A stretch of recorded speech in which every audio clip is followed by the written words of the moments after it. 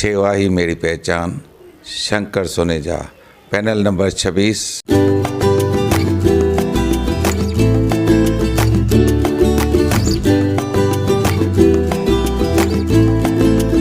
सेवा ही मेरी पहचान, शंकर सोनेजा, पैनल नंबर 26। रिश्तो मीट एक कॉन्फ्रेंस रूम जिते छोकरे छोकरी के एक बे सां मिलाइण लाइ या कची मिसरी जहिड़ा फंक्शन्स तव्हां करे सघो था, उहो भी बिल्कुल फ्री में। पोइ भले तव्हां रिश्तो.com में मेंबरशिप वरती हुजे या न। रिश्तो meet for your perfect match. नमस्कार, मैं राजेश दलवानी। आप देख रहे हैं उल्लास लाइन बुलेटिन।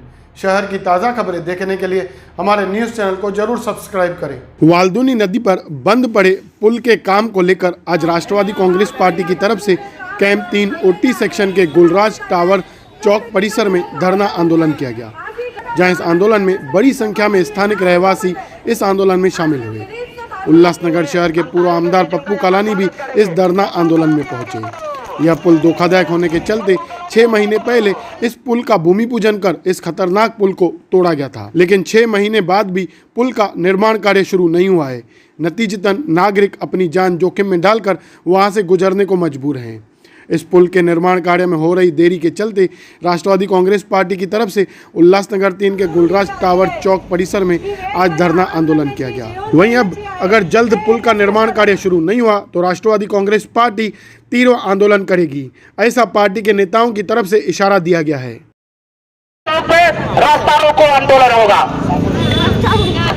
कि ये आंदोलन की नौबत क्यों आई।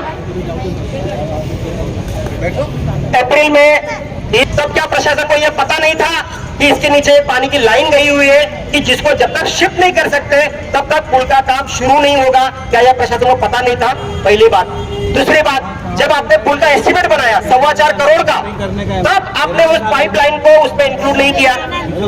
क्यों नहीं किया, इसका भी रीजन बता रहा हूँ कि उड़ाल गांव का पुल 2016 में जब मंजूर हुआ था तो उसका कॉस्ट 2.25 करोड़ था, 2 करोड़ 25 लाख रुपया था, लेकिन वो पुल बनते बनते 4.25 करोड़ तक गया।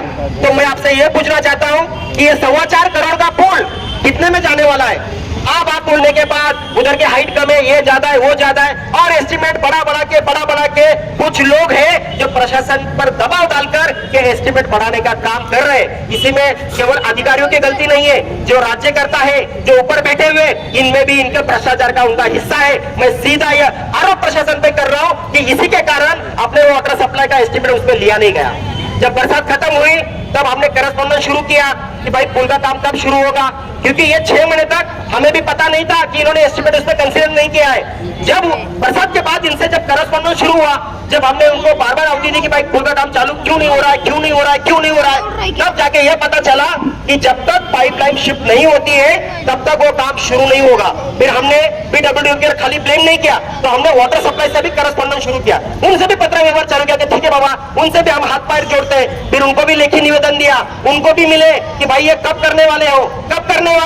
तब वो कहते हैं इसके लिए अलग से एस्टिमेट बनेगा, मुझे लेआउट नहीं मिला है, ये वो नहीं मिला है। अरे भाई, आप एक ही बिल्डिंग में रहते हो, 1 महीना लगता है कि आपको पीडब्ल्यूडी से लेआउट लेने के लिए 1 महीना लगता है। आप क्या अफगानिस्तान से आ रहे हो? आप एक ही बिल्डिंग में रहकर, एक ही फ्लोर पे रहकर आपको लेआउट नहीं मिल रहा है। मतलब कहीं ना कहीं ये प्रशासन की लापरवाही है, और मैं सीधा आरोप लगा रहा हूं कि आप ये डिले करोगे और डिले करने के बाद में इसका एस्टिमेट कॉस्ट बढ़ाओगे। अगर ये नहीं है फिर अभी तक शुरू क्यों नहीं हुआ है? मतलब गोरल गांव के टाइम पे हमें हाईकोर्ट तक जाना पड़ा। क्यों जाना पड़ा? हम जैसे आम लोगों को क्यों जाना पड़े? ये जो भी पुल बन रहा है, जो भी आप सुविधा दे रहे हैं, वो अपने जेब से नहीं दे रहा है, ये आम जनता है, ये आम लोगों के पाई से भरा हुआ टैक्स में से आप ये पुल बना रहे हो। तो भाई इस पर डिले क्यों? गोरल गांव पुल के लिए 3 लोगों की जाने गई थी सर, आप नहीं थे उस टाइम पे, 3 लोगों की जाने गई थी। तो अब ये जो इसका मसला क्या है? इस 7 से 8,000 डेली वहां से लोग ट्रैवल करते हैं यहाँ पर स्टेशन जाने के लिए, उल्लासनगर के लोग यहाँ से जाते हैं। अब ये पुल टूटने से क्या हो गया है कि लोग स्काई वॉक से जाने को मजबूर है या फिर सीएचएम कॉलेज से। और स्काई वॉक पे साहब आप कभी शाम को 7 या 8 बजे के बाद आप आके उस पुल पे चल के दिखाइए। अगर आप चल के नहीं दिखा सकते हो तो हमारी माता बहनें उस पुल से कैसे जाएगी? और बड़े गंजड़ी नशड़ी लोग हैं, कई बार स्नैचिंग हुए, हल्ले हुए, मर्डर तक हुए, पुलिस वाले पे तो हल्ले उस पुल पे हुए, तो मेरी बहनें, मेरी माताएं उस पुल से कैसे जाएगी? दूसरा रास्ता सीएचएम पुल का, अभी आपने देखा ही होगा, सीएचएम पुल एक ही पुल है जो पहले से कमजोरी है। अब उसके ऊपर से रिक्शा, टू व्हीलर, लोगों का आना जाना, वो सीएचएम के सामने पूरा का पूरा ट्रैफिक जाम है। उसके कई वीडियोस भी हमने शेयर किए थे कि देखो इस तरह का ट्रैफिक जाम है। तो प्रशासन जागेगा कब? मतलब ये क्या हमें आंदोलन ही करना पड़े, हमें धरने ही देने पड़े, हमें क्या अनशन ही करने पड़े तभी प्रशासन जागेगा? तो मुझे हाथ जोड़ के आप लोगों से गुजारिश है, मैं आपको रिक्वेस्ट करता हूं, कोई भी कानून हम हाथ में नहीं ले रहे, कानून के हिसाब से चल रहे कि ये पुल का काम अब जल्द से जल्द शुरू कीजिए। और मुझे विश्वास है सर कि आप यहाँ पर कोई भ्रष्टाचार इसमें होने नहीं देंगे। ये जो भी अभी एस्टिमेट बढ़ाने का काम करेंगे, आने वाले समय जो भी घपला करेंगे, अगर इसको रोका नहीं गया, ये एस्टिमेट की कॉस्ट अगर बार बार ऐसी बढ़ती रही, तो आज केवल हमने पुलिस को सहयोग करते हुए केवल आज धरना दिया है। इसके बाद का जो आंदोलन होगा वो बहुत तीव्र होगा। और मैं पुलिस प्रशासन से भी यहाँ पर रिक्वेस्ट करता हूँ कि यहाँ पर इन पर दबाव डालिए, हमें वो नौबत मत पाइए कि हमें कानून अपने हाथ में लेना पड़े। प्रशांत सोळंकी, शहर अभियंता, उत्तर महानगरपालिका. आपण ज्या पुलाच्या बांधकामासाठी आज जे आंदोलन केलं आहे त्या अनुषंगाने आम्ही इथे आलेलो आहे. तर यांनी जसं म्हटलं की पुलाचं काम करत असताना पाईपलाईन का दिसली नाही. ऍक्च्युली आम्ही जेव्हा पावसाळ्याच्या अगोदर पुलाची मी स्वतः जेव्हा जॉईन झालो इथे तेव्हा मी पर्सनली पाहणी केली पुलाची. जेव्हा कमिशनर साहेब होते, दयानिधी साहेब होते, तर त्यांना मी ब्रीफ केलं की म्हटलं हा डेंजरस पूल आहे, म्हटलं हा पावसाळ्या दरम्यान हा चालू ठेवणे धोकादायक राहील, म्हणून आम्ही तो डिसमेंटल करायची कारवाई सुरू केली. जेव्हा तो पूल डिसमेंटल केला तेव्हा आम्हाला असं दिसलं की पुलाच्या खालून ती पाण्याची पाईपलाईन गेलेली आहे. त्याच्यानंतर आम्ही वॉटर सप्लाय सोबत कॉन्टॅक्ट केला आणि वॉटर सप्लाय सोबत डिस्कशन केलं की पाईपलाईन तुम्हाला त्वरित शिफ्ट करावं लागते. तर ते म्हणाले की ठीक आहे, आम्ही त्याची कारवाई करतो, पण पावसाळा सुरू असल्यामुळे तेव्हा सुद्धा ते करता आलं नाही. कारण ती जर पाईपलाईन शिफ्टची कारवाई तेव्हा केली असती तर पूर्ण तिकडची पूर्ण जी पाण्याची व्यवस्था जी आहे ती पूर्ण कोलमडून गेली असती. म्हणून त्यांनी नंतर पावसाळ्यानंतर आता त्यांचा इस्टिमेट तयार केलेला आहे. त्यांनी जवळपास 60 लाखाचं इस्टिमेट आहे.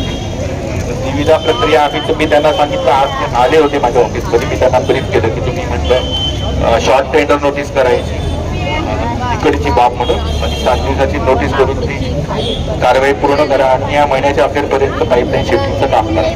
जसं पाईपलाईन शिफ्टिंगचं काम पूर्ण होईल तसंच आम्ही ब्रिजच्या बांधकामाला हाती घेऊन ते फॉरवर्डिंगवर पूर्ण करू. धन्यवाद. माझं तुम्हाला सगळ्यांना नम्र विनंती आहे की तुम्ही तुमचं आंदोलन मागे